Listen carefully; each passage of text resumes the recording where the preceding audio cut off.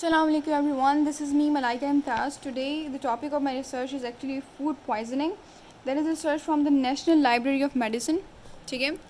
So food poisoning basically होता क्या है? Food poisoning commonly occur due to intake of the contaminated food, right?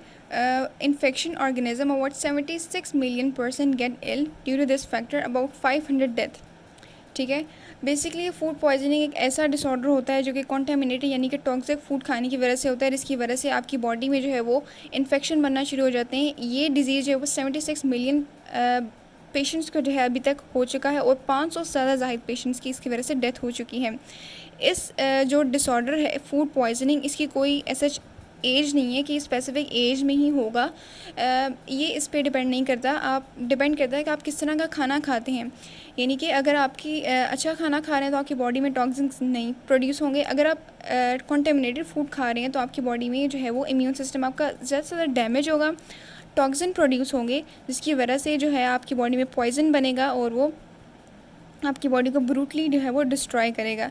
उसके बाद आपके पास आ जाती हैं कॉम्प्लिकेशन, यानी कि फूड पॉइजनिंग तो चलो हो गई, इसकी बॉडी पे क्या कॉम्प्लिकेशंस होंगी.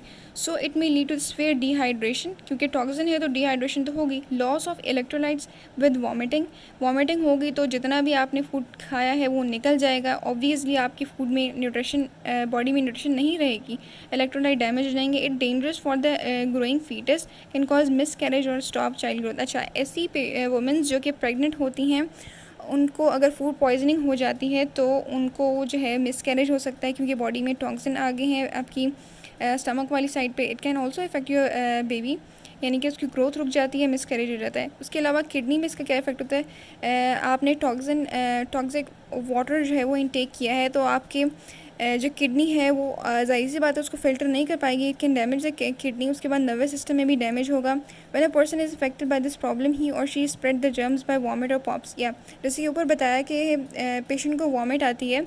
अब देखो उसको वॉमिट आ रही है तो वो हर जगह पे जो है वो जर्म्स जो है वो स्प्रेड करेगा. It can transfer to the other person by if they touch to surfaces. The infection can spread in the schools and cruise ships. यानी कि वो बंदा या बच्चा जहाँ मर्जी जाएगा वो वहाँ जर्म्स को स्प्रेड करेगा, चाहे वो स्कूल्स में जा रहा है चाहे वो कोर्शिप्स में जा रहा है, वो इन्फेक्शन को स्प्रेड करेगा.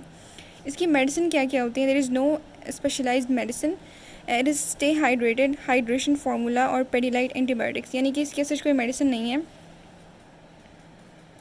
इसकी ऐसा कोई मेडिसिन नहीं है. आप ज़्यादा से ज़्यादा पानी पिएँ, स्टे हाइड्रेटेड रहें, तो it can be remove from body, right.